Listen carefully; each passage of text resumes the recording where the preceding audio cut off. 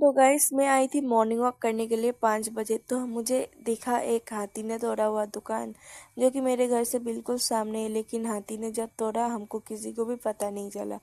आप लोग देख सकते हैं सारा सामान बिखेर के इधर रख दिया है, जस्ट सामने ही है मेरे घर से।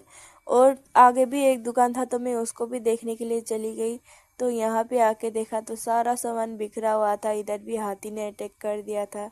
तो जो जो सामने है ना, जिसका जिसका घर, तो उन लोगों को भी कुछ पता नहीं चला था। तो हमने फ़ोन करके उठाया या किसी का घर में जाके उठाया, तब सभी लोग इकट्ठे हो गए। और यहाँ पे तो फ्रीज व्रीज सारा बिखर दिया है। तो ये दुकान तोड़े हुए टोटली 4 बार हो चुका है आज मिला के। अभी हमारे गांव में खतरा बढ़ चुका है, दिन का दिन हाथी आने लगा है।